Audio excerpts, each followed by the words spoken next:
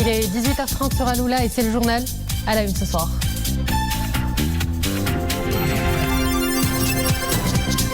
Le Maroc qualifié au Mondial du Qatar 2022. Sa Majesté le roi Mohamed VI a félicité au téléphone le président de la fédération, le sélectionneur national et le capitaine de l'équipe et a adressé un message de félicitations aux membres de l'équipe nationale pour leur qualification et leur victoire face à la RDC.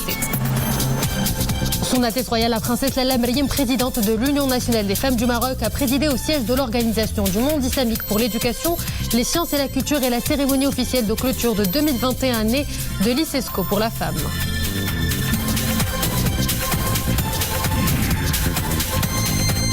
Les relations maroco-espagnoles constituent une affaire d'État qui exige une politique d'État, souligne devant le cortège le chef du gouvernement espagnol, Pedro Sánchez, qui assure que le gouvernement espagnol a une forte volonté, celle d'ouvrir une nouvelle étape dans les relations entre le Maroc et l'Espagne. Madame, Monsieur, bonsoir. Pour un décryptage sur l'événement majeur footballistique d'hier, avec moi sur le plateau, Monsieur Abdelrazak Chlih, ancien cadre national. Bonsoir. Bonsoir. Et à l'issue du match qui a opposé hier la sélection nationale de football à son homologue de la République démocratique du Congo, Sa Majesté le roi Mohamed VI a également adressé un message de félicitations aux membres de la sélection nationale de football suite à sa qualification à la phase finale de la Coupe du Monde 2022 qu'abritera l'État du Qatar frère. Le texte du message royal. Dans ce message, le souverain a affirmé avoir suivi avec une grande joie et une immense fierté cette qualification qui témoigne de la présence active du football marocain, tant sur le plan continental qu'international, et permet de lui attribuer la place qu'il mérite lors des manifestations sportives internationales.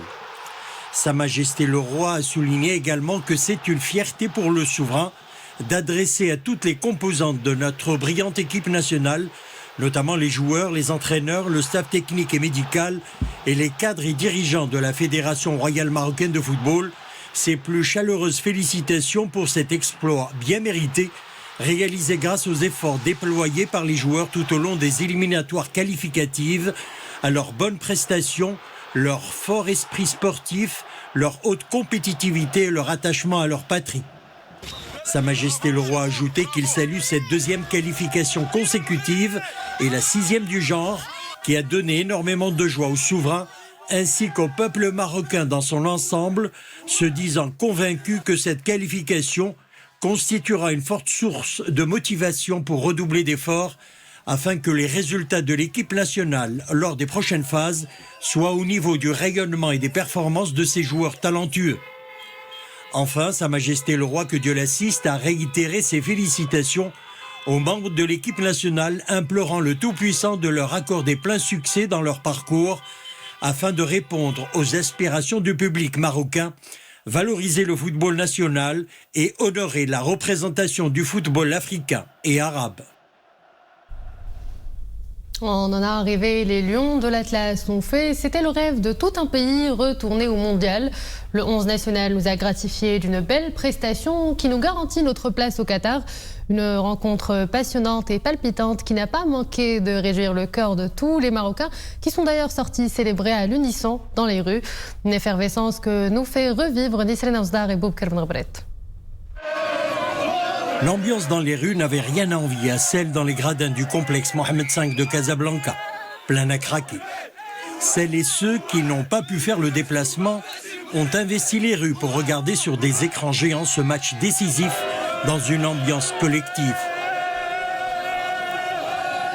Nous sommes très heureux, je n'arrive pas à y croire, nous participerons au mondial. Nous aimons beaucoup l'équipe nationale et cette qualification nous rend fous de joie. Des sursauts de joie, des klaxons, des chansons bien de chez nous, des danses improvisées. À l'unisson et partout dans le royaume, les Marocains ont fait exploser leur émotion, comme ici à Rabat. C'est une très belle victoire face à la RDC, victoire arrachée à domicile en plus. Merci à tous les joueurs. Cette victoire et cette qualification sont amplement méritées. Les joueurs ont bien mouillé le maillot et cela fait plaisir. Vêtus de rouge et de vert, les visages maquillés pour l'occasion, le sourire aux lèvres, le bonheur dans les cœurs. La liesse populaire est partout palpable.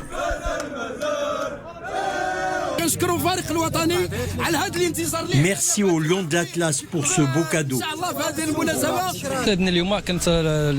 Très belle prestation, surtout par rapport au match aller. Le match retour était d'un haut niveau, un collectif soudé, déterminé, un vent de changement a soufflé sur l'équipe nationale. Et tant mieux. Des moments post-match où l'on a joyeusement poussé la chanson. Nous sommes très contents, les Lions de l'Atlas ont été combatifs et admirables. Nous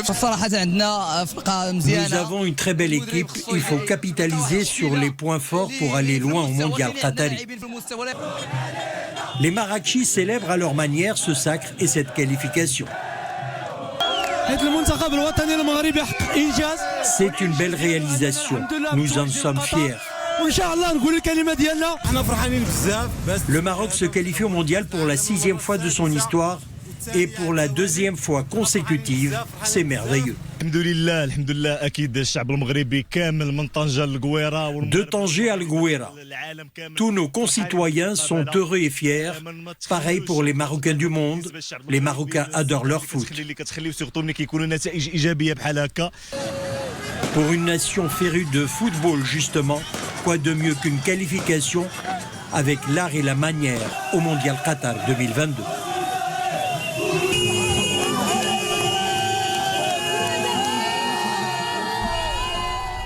Et je vous propose à présent de revivre les temps forts de cette rencontre qui a fait chavirer le bonheur des 55 000 supporters et les millions de téléspectateurs. Nous revivons avec Boubacar Benrabret les 4 merveilleux buts, les passes décisives et la douloureuse sortie du portier Yassine Bounou. La partie n'allait pas être facile, mais rassuré tout de même par les encouragements du public. 12e homme sur le terrain. C'est parti pour 90 minutes. Dès le coup d'envoi, les Lions de l'Atlas prennent le contrôle du match en enchaînant les combinaisons pour porter le danger dans la zone adverse. Le duo d'attaque Tariq Tissoudeli et Youb El-Kabi ont semé la zizanie dans la défense congolaise et mis à l'épreuve le gardien de but Joël Kiasumboua à plusieurs reprises. Les efforts des Lions de l'Atlas sont récompensés par le but du jeune Asdine Ounahi, qui récupère une balle perdue et adresse un boulet de canon qui trompe le gardien congolais, ouvrant le score pour le Maroc.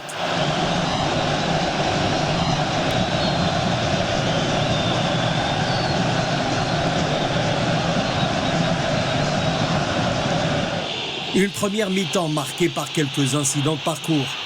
Il s'agit des 2 changements forcés de Jawad El-Yamer à la 9e qui a senti une gêne musculaire et Yassine Bounou, blessé au visage après un contact avec un joueur congolais. Avant d'aller au vestiaire, Tissoudeli a doublé la mise, offrant un net ascendant psychologique à ses coéquipiers.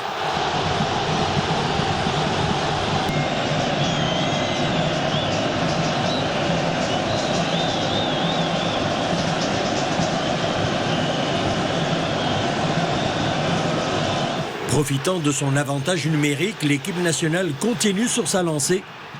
Ounahi revient ainsi à la charge dès la 55e minute, signant un doublé, avant que Hakimi à la 70e ne corse l'addition 4-0. L'affaire était pliée.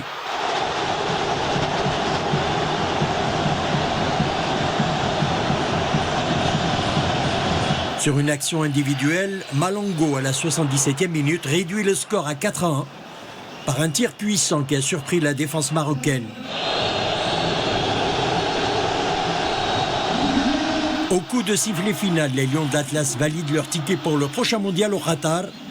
Il s'agit de la 6e participation du Maroc à une phase finale de Coupe du Monde après les éditions de 1970, 1986, 1994, 1998 et 2018.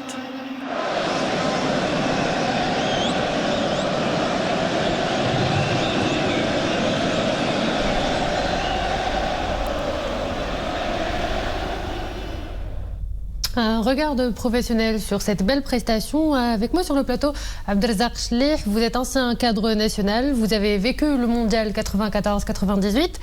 Comment avez-vous suivi les moments forts de cette rencontre, les scènes de joie, les moments forts du match et puis surtout les pépites que nous avons découvertes au titre d'exemple le jeune Ezzedine Ounahi? Pour parler de moments forts, il faut dire que ce match-là est un match à haut rebondissement par rapport aux péripéties du match, par rapport c'est-à-dire à cette explication de dire que c'est un match de cause à effet entre le match de Kinshasa et le match de Casablanca. Tout le monde était crispé, les joueurs, le public et tout l'entourage de l'équipe nationale. Heureusement que, heureusement que nous avons marqué au début par une belle frappe de Ounahi. Et je peux dire que l'équipe nationale aujourd'hui a montré ses qualités. Hier, il nous a donné la joie d'une belle prestation, la joie d'une qualification et c'est-à-dire on croit de plus en plus maintenant au staff technique et à ses joueurs. Justement, en parlant à présent de la tactique du jeu de l'équipe nationale, qui nous a agréablement surpris, comme vous le disiez, de l'audace, une belle et une efficace stratégie offensive et beaucoup de combativité, quelles sont vos appréciations? Oui, c'est-à-dire que le match de Kinshasa, on l'a connu avec beaucoup de difficultés. Toutes les difficultés que l'équipe nationale a eues depuis leur arrivée à Kinshasa. Le terrain, le public, la prestation des joueurs qui n'étaient pas au niveau des aspirations du public marocain. Au retour, toutes les conditions étaient réunies pour faire une belle performance. Et les joueurs, malgré la peur qu'on avait pour cette équipe, ne pas pouvoir récupérer, parce qu'il y avait uniquement 3 à 4 jours entre les deux matchs, cette équipe a pu nous montrer qu'elle était physiquement solide, qu'elle était motivée pour se qualifier, et la motivation nous a donné une belle prestation au niveau de l'animation offensive avec 4 buts, au niveau de l'organisation défensive. Et bien que on a eu un joueur qui était sorti au début, on a eu notre gardien numéro 1 qui était sorti, et l'équipe nationale n'a pas démérité dans ce match, et on félicite tout le monde. Il faut féliciter le staff, il faut féliciter tous les joueurs, il faut féliciter aussi le président de la fédération qui n'a cessé de les encourager depuis qu'ils sont dans cette compétition. Et à ce propos, je vous propose à présent de regarder un reportage par rapport à la joie des joueurs après leur magnifique exploit. Ils se sont exprimés sur la pelouse du stade, mais aussi dans les vestiaires. Et notre équipe a recueilli à chaud leur ressenti quelques minutes après la victoire. On a fait une belle fête tous ensemble ce soir. Et maintenant, on va bien se préparer pour la Coupe du Monde, Inch'Allah.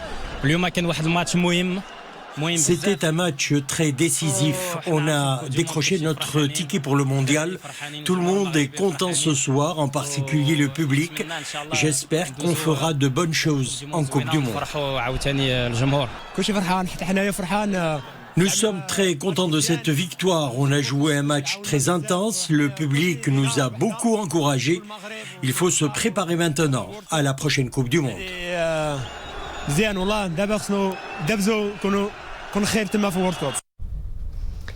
le ticket du Maroc, on le disait, est assuré haut la main pour le mondial du Qatar 2022. Plus que 7 mois nous séparent de cette grande messe footballistique. Selon vous, de quelle manière se prépare-t-on pour faire un bon chemin dans cette compétition? Il faut rappeler que c'est la 6e qualification. Donc l'équipe nationale du Maroc, elle est obligée de ne pas y aller seulement pour la présentation ou pour le tourisme, mais pour faire une prestation digne d'une équipe nationale qui qui a maintenant classé parmi les 20 premières nations de football. Deuxième chose, l'entraîneur national a devant lui beaucoup de chantiers. Particulièrement au niveau de l'ambiance à l'intérieur de l'équipe nationale. Il faudra maintenant que l'on travaille sur cette dynamique positive à l'intérieur de l'équipe nationale. Il faudra renforcer cet effectif avec des joueurs de qualité et avec des joueurs d'expérience. Troisième chose, il faut régler, il faut corriger beaucoup de choses au niveau de l'animation offensive pour marquer plus de buts, pour qu'il y ait beaucoup plus de cohésion entre les joueurs du milieu de terrain et ceux de l'attaque. Il faudra aussi mettre le point sur le positionnement en défense et choisir un système de jeu qui convient à l'équipe nationale. Et quels sont les points sur lesquels on doit capitaliser ? On capitalise d'abord sur sur le talent marocain, parce que nous avons tout le temps surpris dans les différents mondiaux où nous avons participé, sur le capital talent et sur la créativité, l'imagination, et puis sur une belle équipe bien organisée qui pourra faire mieux que 2018. Monsieur Abdelazar Chlih, je vous remercie pour cet éclairage. Je rappelle que vous êtes ancien cadre national. Merci. Merci beaucoup. Son Altesse royale, la princesse Lalla Meriem, présidente de l'Union nationale des femmes du Maroc, a présidé aujourd'hui au siège de l'Organisation du monde islamique pour l'éducation, les sciences et la culture à Rabat, la cérémonie officielle de clôture de 2021, année de l'ICESCO pour la femme. Le programme de l'année de la femme a été marqué par sa diversité et s'est focalisé sur plusieurs axes qui ont porté essentiellement sur l'autonomisation et le renforcement des capacités de la femme. Son intégration dans la société, l'alphabétisation et la protection du droit des filles à l'éducation ainsi que sur la lutte contre l'inégalité des sexes. Qais Mouhsin, Hamza Saïh, Atman Tazi et Iman Eblou. 2021, année de l'ICESCO pour la femme. Une année riche en réalisations au profit de celles qui composent la moitié de la société et un de ses piliers.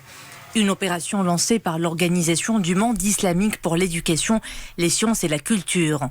La cérémonie de clôture de ce programme est présidée par Son Altesse royale, la princesse Lalla Meriem, présidente de l'Union nationale des femmes du Maroc, au siège de l'ICESCO à Rabat. L'ICESCO a proclamé 2021 année de la femme pour lui rendre hommage, renforcer son rôle pionnier et hisser son statut dans le cadre de la nouvelle vision de l'organisation qui relève de son plan stratégique 2020-2030 visant à édifier un système civilisationnel innovant et créatif pour le monde islamique.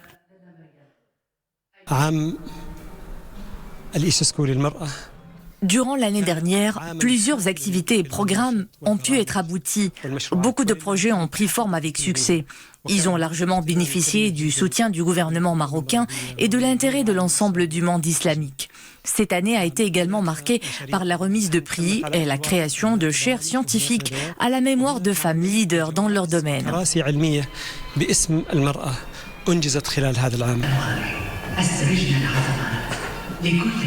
Autre temps fort de cette cérémonie, la projection d'une vidéo intitulée « Son de cloche » avant de procéder au lancement des cloches de sensibilisation au rôle de la femme dans l'avenir du monde islamique.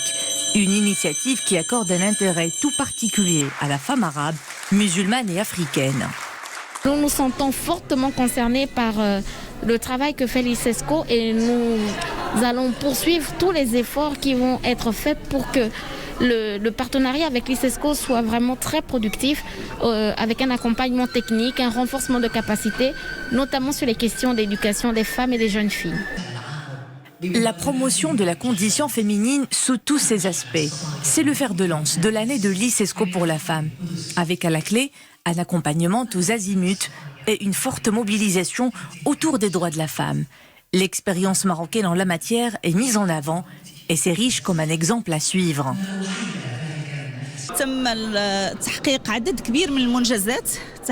Beaucoup a été fait en matière de promotion des droits de la femme, sous la conduite éclairée de Sa Majesté le roi Mohamed VI.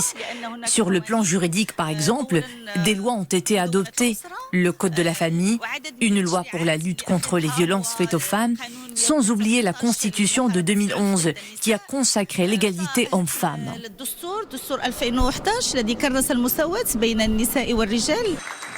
En cette occasion, Son Altesse Royale, la princesse Lalla Mariam, a visité les espaces d'une exposition de produits d'artisanat réalisés par des femmes des différentes régions du royaume.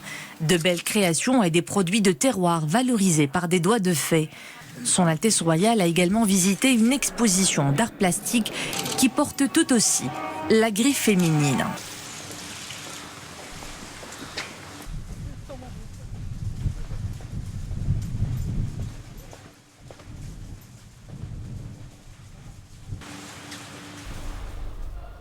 Maroc-Espagne, depuis l'annonce par l'Espagne de son soutien à l'initiative marocaine d'autonomie comme étant la base la plus sérieuse, réaliste et crédible pour résoudre le différend sur le Sahara marocain, une nouvelle page s'ouvre dans les relations entre les deux pays. C'est ce qui ressort de l'intervention du chef du gouvernement espagnol devant le Parlement. Écoutons. La nouvelle étape qui s'ouvre dans les relations entre l'Espagne et le Maroc a fait l'objet de débats dans les médias et au sein du Parlement. Je vais commencer par souligner que le Maroc est un pays voisin géographiquement et surtout un partenaire stratégique indispensable. Ce qui nous unit, c'est des liens historiques, humains et des accords qui reflètent des intérêts communs. Les relations maroco-espagnoles constituent une affaire d'État qui exige une politique d'État. Et comme cela a été mis en avant par le ministre des Affaires étrangères la semaine dernière devant le Parlement, le gouvernement espagnol a une forte volonté d'ouvrir une nouvelle étape dans les relations entre le Maroc et l'Espagne. Une nouvelle étape avec une feuille de route claire, ambitieuse, qui, à mon avis, va clore une crise qui a duré dans le temps et qui a porté préjudice aux intérêts de nos deux pays. Le gouvernement espagnol a deux objectifs clairs dans sa politique extérieure. En premier lieu, défendre les intérêts de l'Espagne. Et j'insiste sur ce point, défendre les intérêts de l'Espagne. Et en deuxième lieu, le faire toujours en coordination avec l'Union européenne et avec l'ordre multilatéral, avec les Nations unies. Et avant de nous quitter, je vous propose de revivre les scènes de liesse des Marocaines et des Marocains qui, dès le sifflet final, ont laissé éclater leur joie en investissant les boulevards et les artères de la ville.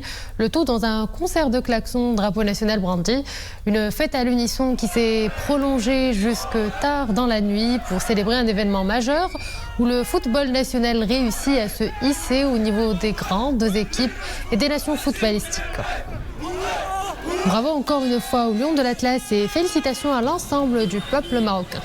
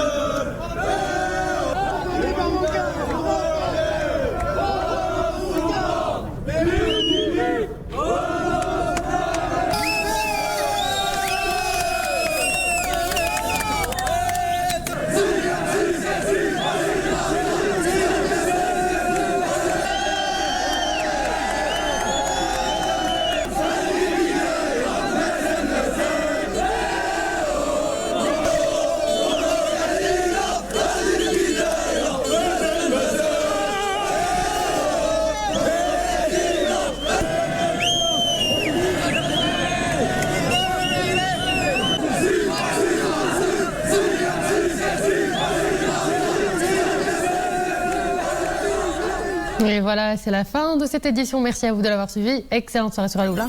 À demain.